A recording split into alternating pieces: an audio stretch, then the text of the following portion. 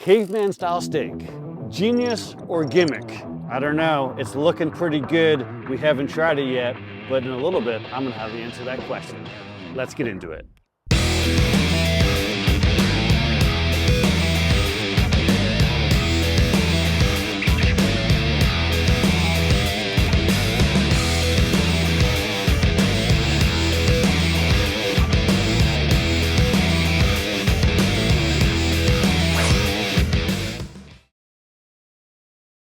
What's up, barbecue fans? My name is Jake, and today we're talking steak, but not just any steak. We're talking about caveman style.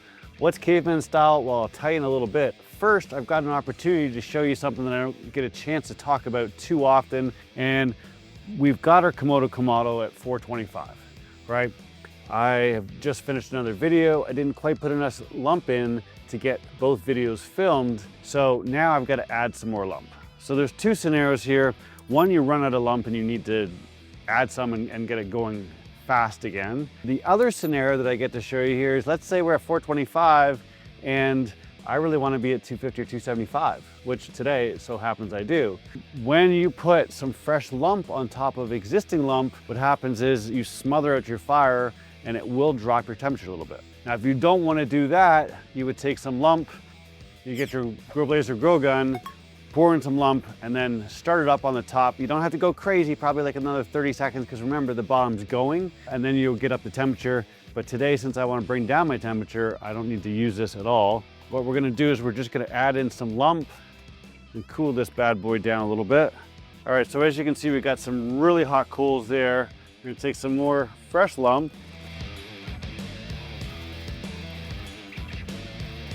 We will dump that right on top. There's enough going down there that this will start to, in fact, I can already smell. You know, when you first start up lump, it has a certain smell until it gets going. I can smell a little bit of that almost immediately. So what we're gonna do is we're gonna let that go, and I'm gonna close things down so I can bring my temperature down, because I need to come down about 150 degrees. So we'll close our lid. We'll take this down. I don't want to choke it completely, but I'm gonna find where stop is. There's my stop. And I think we'll go about a half a turn there. On the bottom, we've dropped down to about 325, dropped 100 degrees. It will come up a little bit, obviously, but I am gonna dial this down about the size of my baby finger, okay? So what's happened now is it's come back up to about 350. We've got very little airflow there, so I'm gonna take this down to a quarter. We're open just a little bit in the bottom. We don't wanna put out our fire. We're gonna let it go, but we're definitely gonna let it come down. And my target here is about 275. All right, so while we're waiting for our Kamado 38 to cool down, we're gonna get our steak ready here. Now this is a bone-in New York strip from my friends over at North 36 Farms. They are a small family farm outside of Tennessee, grass-fed, grain-finished, black Angus meat, so super high quality beef. All they do is beef. It is dry aged, and I have a discount for you. Actually, I would say it's more than a discount. It's a pretty damn good deal. If you spend $100, you get 2 pounds of ground beef for free. If you spend $200, you get 2 New York strips, 2 of these guys, and 2 pounds of ground beef. All you do is, depending on what you're gonna do, if you're gonna do the 100, add the 2 pounds of ground beef to your order, spend more than $100, use Rum and Cook 100, you get the 2 ground beef for free during checkout. And same with 200, add a pack of steaks, 2 pounds of ground beef, spend more than 200, use Rum and Cook 200, and you'll get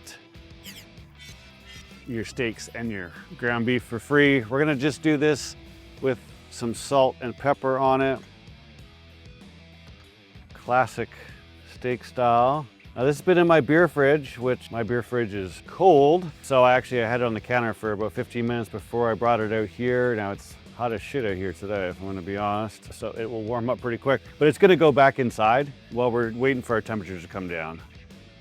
But we're just gonna keep this super simple, salt and pepper. I will put a little bit more on the outside of it. Don't forget the sides, as Mr. Chud would say. Especially on a steak, this will help render out the fat a little bit. But just a beautiful piece of meat. A little crazy on my pepper there.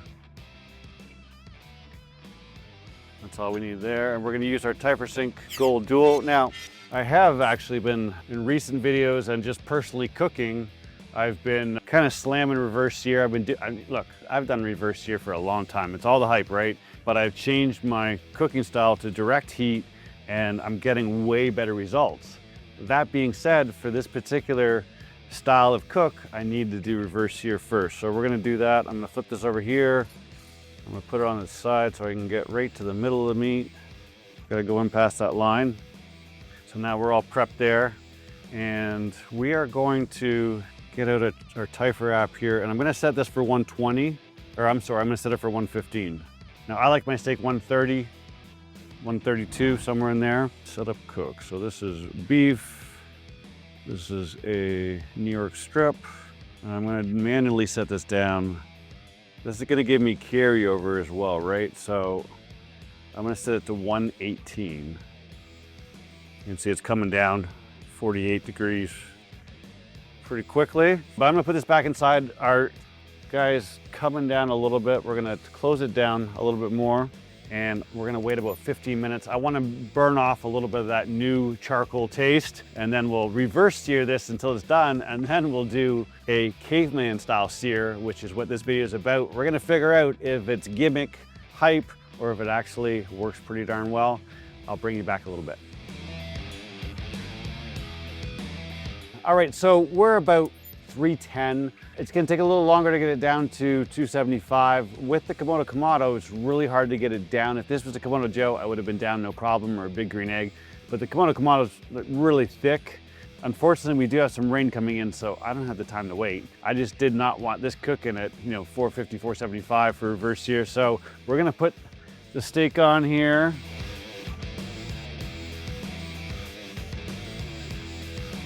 I'm just gonna put this off to the side here, right up top.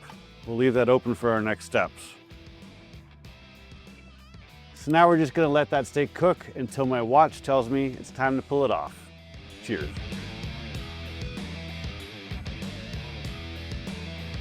All right, so it didn't take too long at 325. It actually snuck up on me.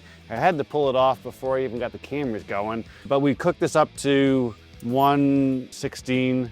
It is sitting at 124 now, okay? So we've carried over 8 degrees. It's gonna come up a little bit. It's been off for about 5 minutes. So what I'm gonna do is I like to rest it right now, and especially for the next step, I need a little bit of time. So we're gonna take this inside.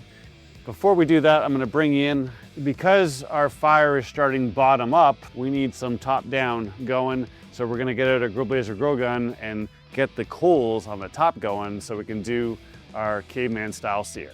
Let me bring you in and we'll get that set up.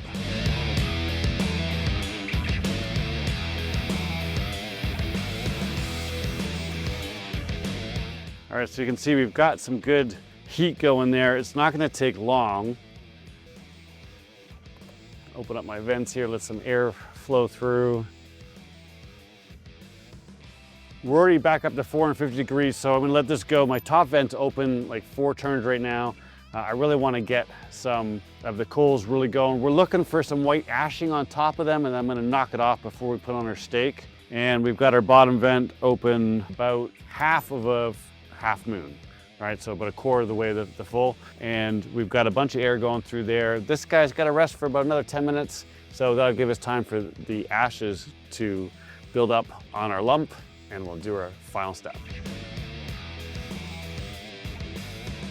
All right, so the dome temperature is 650. You know it's much hotter below, especially because we're gonna put this bad boy directly on top of the coals, caveman style. That's what this video is all about.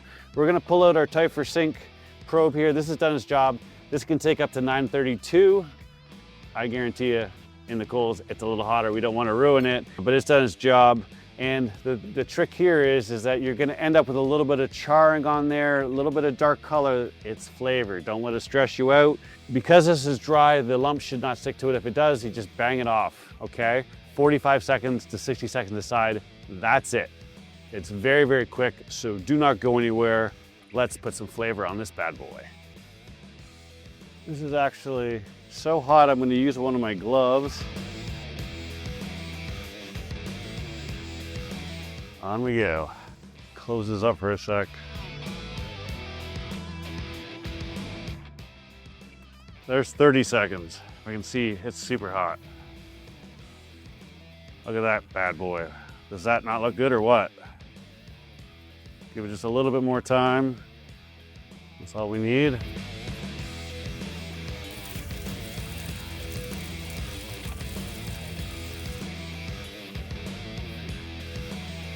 Just like that. Ooh, these are warm too. All right, so we've got some beautiful color on this. The fat got a little charred, which is gonna be A-okay by me. That's gonna be a bunch of flavor there. I was able to just get a nice sear crust on the meat without any burnt spots. So I think this is gonna be pretty darn good if I do say so myself. Only one way to find out. It only took 45 seconds to decide. You cannot be rushing it, don't go anywhere. The tongs were still hot 5 minutes after I had them in there. You definitely want to have a glove if you're in something like the Kamado. It's a big old bunch of heat down there. And what I'm gonna do, just got a bone on the edge. I'm just gonna take that off so I don't heat that. And we will pick this up like so. Cut that out. There you go. Nice looking piece of meat if I do say so myself. That's a perfect 135. Maybe even 132. The sun's makes it difficult to tell. And look, edge to edge, which is all the rage. You got a little bit of lighter pink just around the edge. That's just from that high temp. I'm actually kind of dying to try a little piece of this fat. I don't know about you, I love to chew on some fat.